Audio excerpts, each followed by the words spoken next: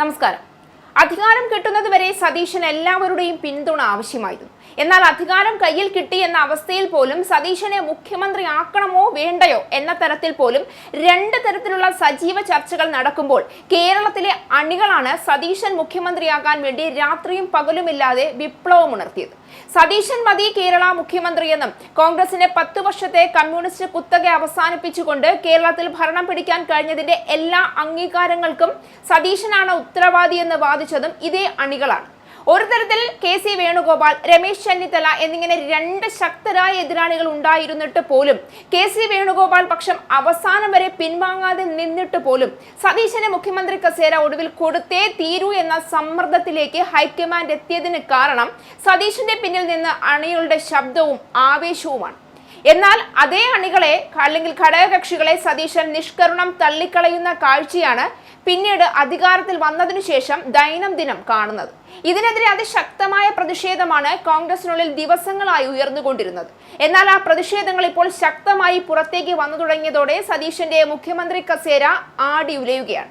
മുഖ്യമന്ത്രി സ്ഥാനത്തെ ചൊല്ലിയുണ്ടായിരുന്ന ഉൾപോരിനെ കനം വെപ്പിച്ചുകൊണ്ട് കോൺഗ്രസിൽ കുറുമുന്നണിക്ക് പടയൊരുക്കം. മുഖ്യമന്ത്രി വി.ഡി. സതീശന്റെ പേരിൽ കെ.എസ്.യു. പ്രസിഡന്റ് അലോഷ്യസ് സേവ്യർ നടത്തിയ സ്വതന്ത്ര പോരാട്ടത്തിന് ചില നേതാക്കളുടെയും പിന്തുണയുണ്ട്. ഉമ്മൻചാണ്ടി അനുസ്മരണത്തിൽ നിന്ന് സതീശൻ പുറത്തായതും പുതുപ്പള്ളിയിലെ സ്മൃതി കുടീരത്തിൽ മുഖ്യമന്ത്രി ഒറ്റയ്ക്കെത്തിയതുമെല്ലാം ആഭ്യന്തര പോരിന്റെ പ്രകടിത രൂപമാണ് എന്നാണ് വിലയിരുത്തപ്പെടുന്നത്. മുഖ്യമന്ത്രി കസേരയിൽ സതീശനെ 1 വർഷത്തെ ആയുസ് മാത്രം പ്രവചിക്കുന്ന കോൺഗ്രസ് നേതാക്കൾ പോലുമുണ്ട്. മുഖ്യമന്ത്രിയുടെ രീതിയിൽ അതൃപ്തരായ മന്ത്രിമാരുണ്ട്. സ്വന്തം വകുപ്പിൽ മിടുക്കനായി ഒറ്റയ്ക്ക് പോകുന്ന രീതിയാണ് രമേശ് ചെന്നിത്തല എന്നാൽ സ്വീകരിച്ചിട്ടുള്ളത്. പടലപ്പിണക്കങ്ങൾ ഒഴിവാക്കാനുള്ള കണിശത കെ മുരളീധരനും പ്രകടിപ്പിക്കുന്നുണ്ട്. കോൺഗ്രസിലെ പ്രശ്നങ്ങൾ തിരിച്ചറിഞ്ഞാണ് പാർട്ടിയും സർക്കാരും രണ്ടു വഴിക്ക് പോകുന്നത് ഒഴിവാക്കാനുള്ള മുൻകരുതൽ ലീഗ് സ്വീകരിച്ചത്. ഗവൺമെന്റ് പ്ലീഡർ നിയമനത്തിൽ അലോഷ്യസ് സേവ്യർ പറഞ്ഞതിൽ കാര്യമുണ്ടെങ്കിലും പറയേണ്ട രീതി ഇതായിരുന്നില്ല എന്ന അഭിപ്രായത്തിനാണ് കോൺഗ്രസിൽ മുൻതൂക്കം.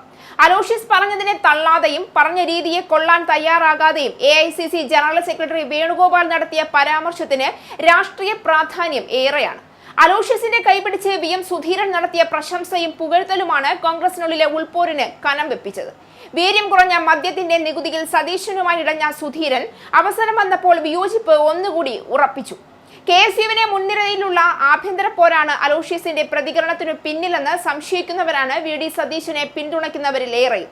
പാർട്ടിക്ക് പരാതി നൽകാതെ അലോഷ്യസ് നടത്തിയ പരസ്യ പ്രതികരണവും പ്രതിഷേധവും ചില അജണ്ടകളുടെ ഭാഗവും മോഹഭംഗങ്ങളിൽ നിന്നുണ്ടാകുന്ന വൈരാഗ്യത്തിന്റെ പേരിൽ മുഖ്യമന്ത്രിയെ അപകീർത്തിപ്പെടുത്തുക എന്ന ലക്ഷ്യത്തോടെയുമാണ് എന്നാണ് എറണാകുളം KSU ജില്ലാ പ്രസിഡന്റ് കൃഷ്ണലാൽ തുറന്നടിച്ചത്. ഔദ്യോഗികമായി പരാതി നൽകാതെ മാധ്യമങ്ങൾക്ക് പ്രതികരണം നൽകി ആക്ഷേപങ്ങൾ ചൊരിഞ്ഞതിനു ശേഷമാണോ കൂടിക്കാഴ്ചയ്ക്ക് സമയം തേടേണ്ടതെന്ന് സംസ്ഥാന ജനറൽ സെക്രട്ടറി മുബാസ് ഓടക്കാരിയും ചോദിച്ചു. സതീശന്റെ അനുഗ്രഹാശീസുകളോടെയാണ് അലോഷ്യസ് അധ്യക്ഷ പദവിയിലെത്തുന്നത്.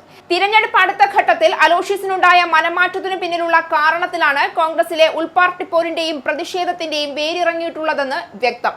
കോൺഗ്രസ് പ്രസ്ഥാനത്തിന് ഏറ്റവും വലിയ ഗതികേട് ഒരുമയില്ലായ്മയാണ്. എന്നാൽ ഇപ്പോൾ കേരളത്തിൽ കോൺഗ്രസിലുണ്ടായ വിജയത്തിനു പിന്നിൽ വൃദ്ധരായ കോൺഗ്രസ് നേതാക്കളല്ല, കോൺഗ്രസ് എന്ന പാർട്ടിയെ വിശ്വസിച്ച യുവതലമുറ തന്നെയാണെന്ന കാര്യം ഉറപ്പിച്ചു പറയാൻ കഴിയും. ആ യുവതലമുറയാണ് സതീശൻ തള്ളിക്കളഞ്ഞ് മുന്നേറുന്നത്. അങ്ങനെയാണെങ്കിൽ മുഖ്യമന്ത്രി കസേരയുടെ എക്സ്പയറി ഡേറ്റ് കഴിഞ്ഞു എന്ന് തന്നെയാണ് സാരം.